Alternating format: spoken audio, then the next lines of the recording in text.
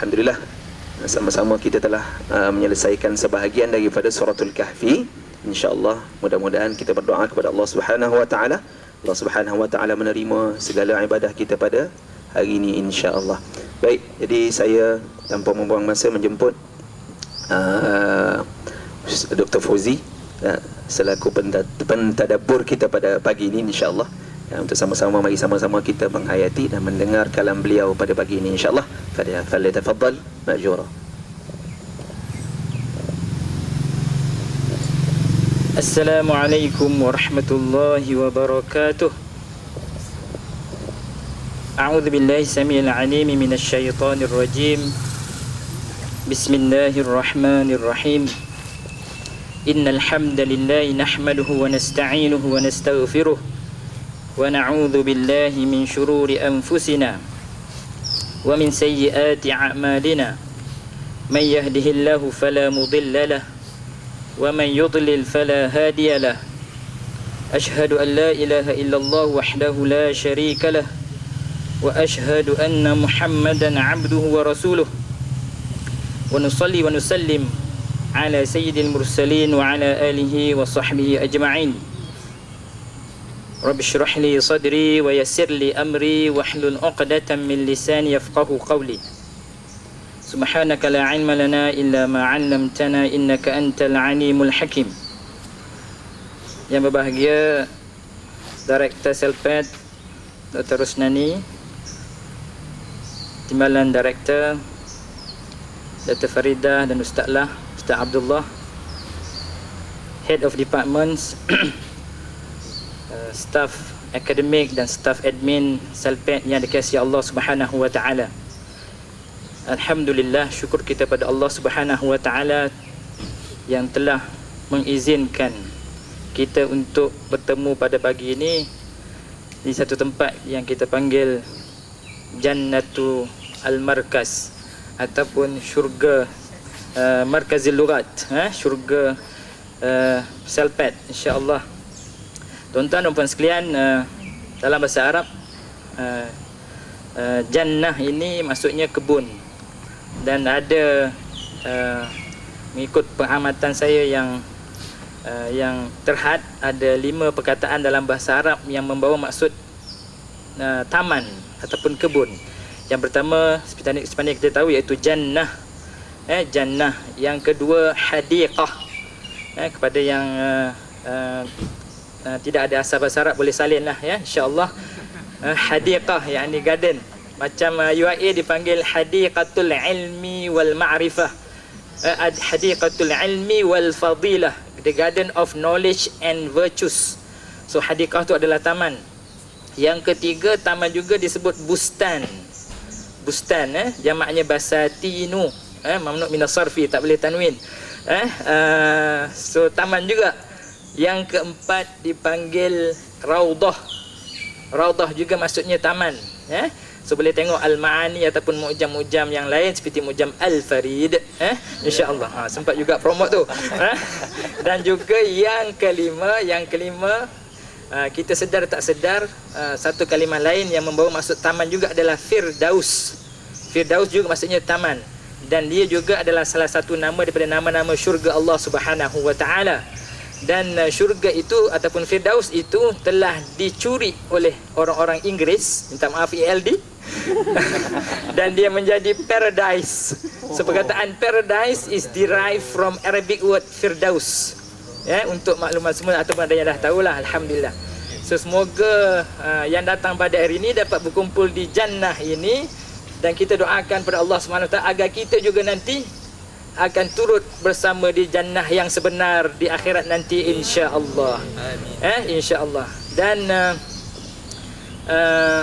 kalau saya nak baca hadisnya agak panjang, jadi saya ambil pengajaran daripada hadis-hadis, ya, insya-Allah. Hadis riwayat An-Nasa'i nombor 5010 menceritakan bagaimana di dalam syurga nanti akan ada perbualan ataupun perdebatan di antara ahli syurga dengan Allah Subhanahu Wa Taala. Jadi masa dalam perdebatan itu, ahli-ahli syurga bertanya kepada Allah Subhanahu Wa Taala, di mana sahabat-sahabat kami yang lain? yang dulu sama-sama yusalluna ma'ana, solat bersama kami, berpuasa dengan kami dan mengerjakan haji dengan kami. So dalam hadis tu disebut 3 perkara lah. Tapi kalau kita nak panjangkan, maksudnya di mana sahabat-sahabat yang dekat dunia dulu bersama dengan kami dalam bersama-sama meeting, ditemu di Al-Khalil kan, yang sama-sama bergaduh di AC meeting dan sebagainya kan. Jadi di mana sahabat-sahabat kami ni? Jadi Allah Subhanahu Wa Taala yang Maha Pemurah, yang Maha Rahim. Rahmat ini ada sifat rahmah. Sifat rahmah Allah ini, kasih sayang dia mengatasi sifat marahnya. Jadi dengan sifat rahmat Allah Subhanahu Wa Taala itu, Allah mengizinkan ahli syurga untuk pergi ke neraka mencari sahabat-sahabatnya yang tak masuk syurga tu. Subhanallah. Jadi andai kata kita semua digolongkan di kalangan ahli syurga, alhamdulillah, maka kita pergilah ke neraka nanti untuk mencari sahabat-sahabat kita yang tidak tergolong di kalangan ahli syurga untuk kita selamatkan. So yang Allah kata yang kamu kenal, siapa yang kamu kenal kamu boleh bawa ke masuk ke syurga. Dan pergi lagi, tengok lagi Allah kata kalau dalam syurga tu ada orang yang dalam hatinya ada sebesar dinar emas iman. Dalam hatinya ada iman sedikit pun bawa masuk syurga. Dan pergi lagi, tengok lagi kalau ada yang separuh berat dinar emas itu, maksudnya dalam iman ada tapi sikit saja, bawa juga masuk syurga. Nak menunjukkan Allah SWT itu Maha Pemurah. Dan yang terakhir sekali Allah kata kalau dalam hati mereka ada sezarah iman pun insya-Allah mereka juga akan masuk ke syurga Allah Subhanahu Wa Taala. So mereka masuk neraka tu pelbagai sebab lah. Sebabnya sudah tentulah kerana mereka engkar kepada perintah Allah Subhanahu Wa Taala, ataupun dekat dunia ni asyik nak menyesatkan orang. Nanti kita tengok apa beberapa sebab yang menyebabkan kita tergolong di kalangan ahli neraka, yang mana kita perasan dekat dunia ni kita masuk syurga dah. Dan dah selepas diambil orang yang ada sedikit iman sebesar zarah pun masuk syurga, maka ada orang yang tak dapat masuk syurga di kalangan yang mereka rasa mereka Islam. Siapa dia? Iaitu mereka yang melakukan perbuatan syirik. Sebab orang yang melakukan perbuatan syirik ini tidak diampunkan dosanya oleh Allah Subhanahu Wa Taala. So kita nak kena hati-hati tuan-tuan dan puan sekalian, sebab perkara syirik ini sangat bahaya. Segala jalan pintu yang mendorong kepada syirik kita kena tutup. Contohnya dulu di Malaysia ni kita dah hapuskan amalan mandi safar, tetapi baru-baru ni timbul balik amalan mandi safar yang dibawa oleh di kalangan agamawan juga. Dan masalahnya ada sebahagian agamawan yang cuba menyokong juga perbuatan ini. Jadi kita ni orang-orang UAE ni, insya-Allah alhamdulillah Allah bagi hidayah, kita kena selamatkan diri kita kena perbetulkan masyarakat, saudara-saudara kita, ahli keluarga kita, supaya tegas bahawasanya amalan mandi safar ini adalah amalan yang boleh membawa kepada syirik dan boleh menyebabkan kita kekal di dalam neraka. Na'udzubillahi min zalik. Baik tuan-tuan dan puan sekalian, dalam surah Al-Kahfi ayat yang ke-10 Allah SWT berfirman, id awal fityatu ilal kahfi faqalu rabbana atina min ladunka rahmah wa hayyi' lana min amrina rasyada. Betulkan saya kalau salah ya ustaz ahli huffaz sekalian, insya-Allah. Iaitu pemuda Al-Kahfi ni yang mana diperselisihkan bilangan mereka, ada yang kata 3, ada yang kata 7 dan sebagainya. So mereka ini berlindung ke dalam gua Al-Kahfi. So dalam bahasa Arab perkataan Al-Kahfi ada 2. Satu kahfun, Al-Kahfi bila tambah alif lam. Yang kedua gharun, gharu Hira, yakni gua juga, Al-Ghar. Ghain alif ra, gharun, yakni gua juga. So mereka ni berlindung ke dalam Al-Kahfi Al-Ghari berlindung ke dalam syurga untuk menyelamatkan diri daripada disesatkan oleh Raja Dikyanus yang cuba mencari mereka. So mereka ini bila sampai ke dalam Al-Kahfi, mereka berdoa, Rabbana atina min ladunka rahmah. Ya Allah, berikanlah kepada kami dari sisimu rahmah. Minta rahmah Allah Subhanahu Wa Taala. Rahmah ni sangat penting. So kita selalu berdoa, Ya Arhamar Rahimin irhamna. Wahai Tuhan yang Maha Pengasih di kalangan yang Maha Pengasih, rahmatilah kami. So bila kita mendapat rahmah Allah Subhanahu Wa Taala, insya-Allah syurgalah tempat kita tuan-tuan dan puan sekalian. Dan di hujung doa itu Allah sebut wahayyi lana. Wahayyi ini saya rujuk sikit tafsir Al-Munir karangan almarhum Profesor Dr. Wahbah Az-Zuhaili rahimahullah. So dia kata wahayyi ini maksudnya yassir. Di antara maksudnya apa? Yassir, yakni permudahkan. Wahayyi lana min amrina rasyada. Nampak makanan pula ni. Nampak makanan dia terganggu sikit lah.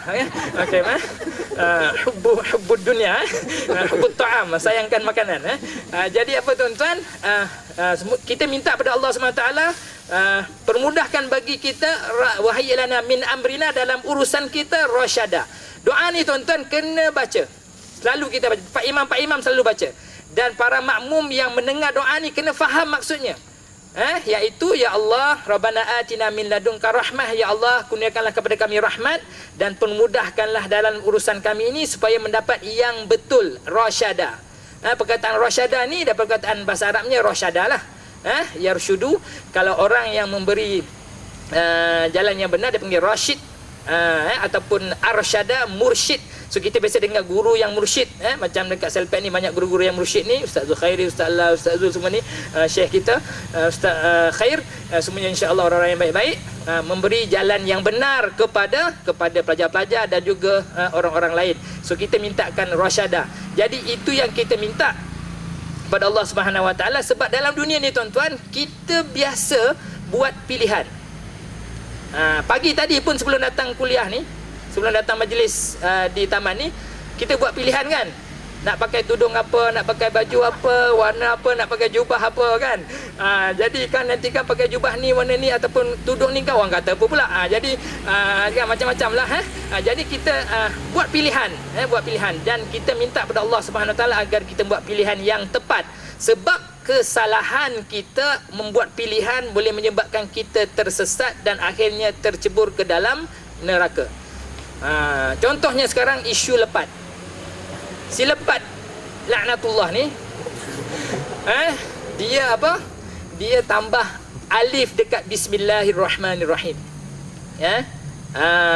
Baik. So perkataan bismillahirrahmanirrahim dalam surah An-Naml ayat apa Ustaz lah? 19. Surah ayat apa? 30. Baik. Innahu min Sulaiman wa innahu bismillahirrahmanirrahim alla ta'lu alayya wa'tuni muslimin. Ayat ini dibaca oleh Nabi Sulaiman alaihissalam, ditulis oleh Nabi Sulaiman dalam suratnya kepada Ratu Sabak yang dinamakan Balqis. Walaupun nama Balqis itu tak ada dalam Al-Quran, tapi al-mu'arrikhun menamakan dia sebagai Balqis. So perkataan bismillahirrahmanirrahim ni tuan-tuan, dia tidak ada bismillah, tak ada alif dekat depan, tetapi lepat ni dia tambah. Dan ada juga yang menyokongnya. Jadi kita ni nak kena sedarlah apa yang dibuat tu adalah perbuatan yang boleh menyesatkan. Nauzubillah min zalik. Tapi kita heran pula kita tengok di YouTube ataupun di laman Alamaya yang menyanggah debat ni. Tengok sinilah siapa orang-orangnya. Di mana ustaz-ustaz lain? Mengaji. Sibuk mengaji, sibuk mengaji. Jadi kita nak kena hati-hatilah. Jadi kalau kita dalam kehidupan seharian kita ada benda yang kita tidak pasti, tanyalah para ustaz untuk kepastian. Betul ke ustaz pendapat ni? Betul ke? Jangan kita terus ikut terus masuk ke dalam akal kita. So dalam akal kita ni mesti ada filter yang mengasingkan di antara yang hak dengan yang batil. Tuan-tuan dan puan sekalian, berapa minit Ustaz? Tunggu matahari terbit. Dah terbit dah sampai terpacak. Baik, okey, sikit lagi. Boleh. Dalam hadis riwayat Muslim nombor 1905 disebutkan 3 golongan yang mana dia sangka dia masuk syurga. Yang ni kita nak hati-hati 3 golongan dia rasa dia masuk syurga dah, tapi rupanya tempatnya di neraka. Siapa dia? Yang pertama ialah orang yang syahid. Saya nak baca panjang hadis tapi ringkasan. Yang pertama, orang yang syahid, mati syahid, dia berjuang di jalan Allah, dia ingat dia masuk syurga. So bila dihadapkan, dia orang yang pertama diadili oleh Allah Subhanahu Wa Taala, orang yang syahid. So ditanya, kenapa kamu berjuang di jalan Allah? Dia kata dia berjuang untuk menegakkan Islam dan sebagainya, dan dia dapatlah habuan di dunia. Tapi Allah kata tarik dia masuk ke neraka. Sebabnya dia berjuang supaya digelar sebagai orang, kenal dia sebagai orang yang berani. Maksudnya dia berjuang di jalan Allah bukan kerana Allah Subhanahu Wa Taala. So niat kena betul tuan-tuan. So kita datang pagi ni pun kena ikhlas kerana Allah Subhanahu Wa Taala, untuk mencari keredaan Allah Subhanahu Wa Taala, bukan untuk menunjuk-nunjuk dan sebagainya.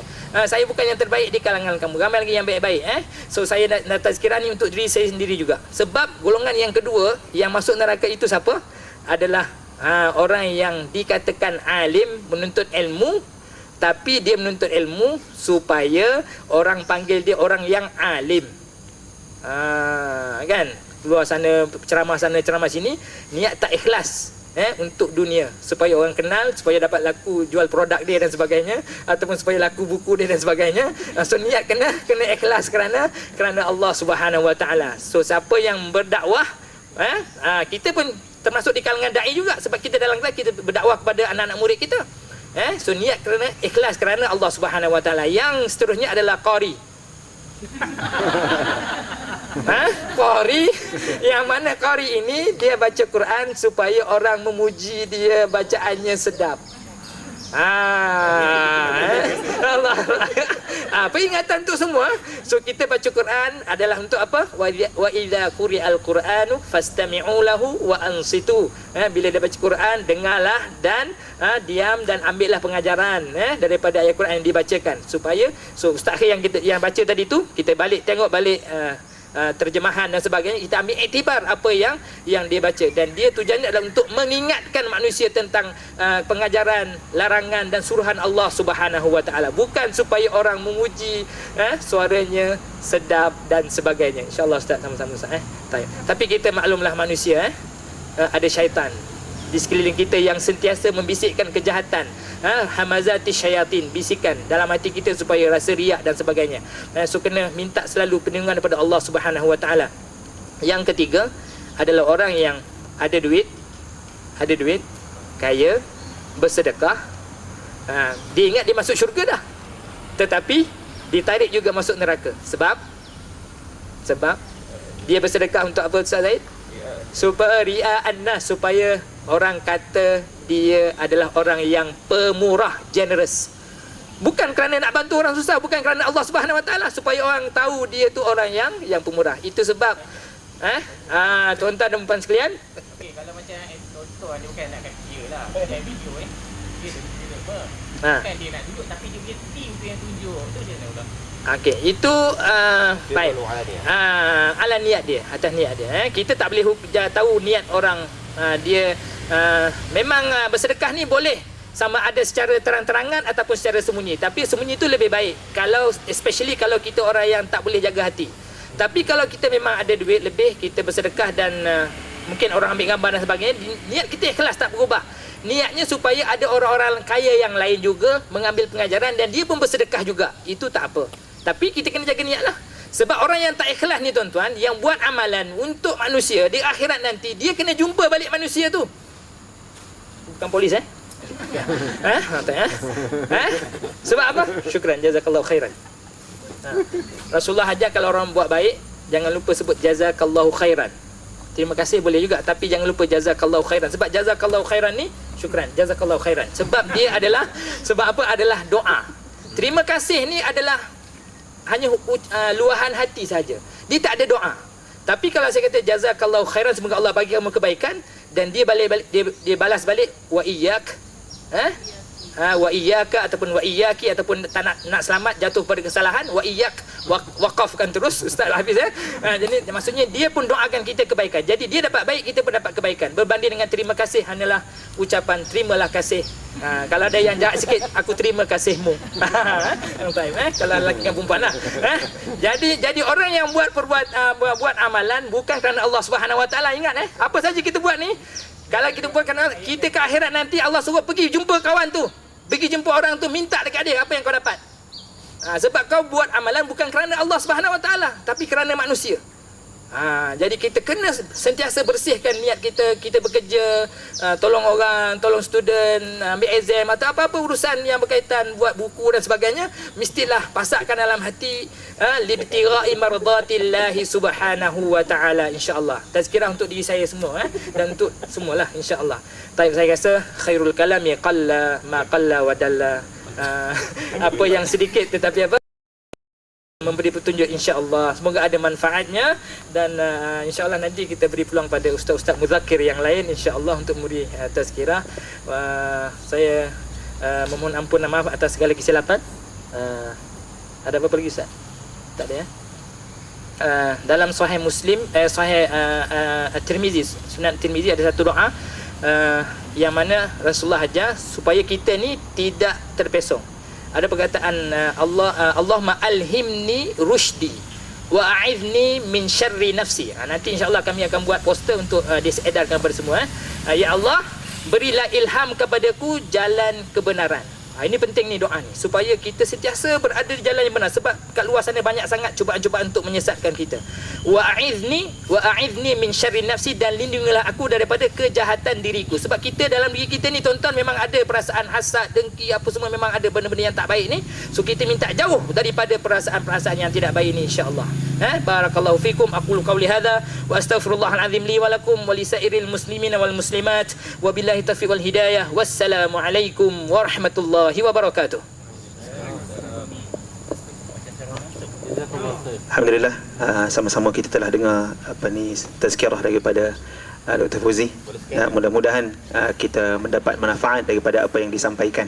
Kerana itu kita punya tanggungjawab semua. Tidak semestinya orang yang memang dah alim bagi tazkirah. Kita yang ada sikit-sikit ni bagi tazkirah. Fadzakkir fa inna dzikra tanfa'ul mu'minin. Mudah-mudahan apa yang disampaikan memberi manfaat kepada kita dan dapat kita amalkan dalam kehidupan seharian kita, insya-Allah. Dan alhamdulillah sempat juga dipromot dia punya kamus tadi, kamus Al-Farid, dan boleh dapatkan di Shopee dengan harga RM50 15 sen, insya-Allah. Baik, jadi kita tutup majlis kita pada hari ini dengan tasbih kafarah dan suratul Asr. Subhanakallahumma wa bihamdika asyhadu an la ilaha illa anta astaghfiruka. Bismillahirrahmanirrahim. إلا الذين آمنوا وعملوا الصالحات. السلام عليكم ورحمة الله وبركاته.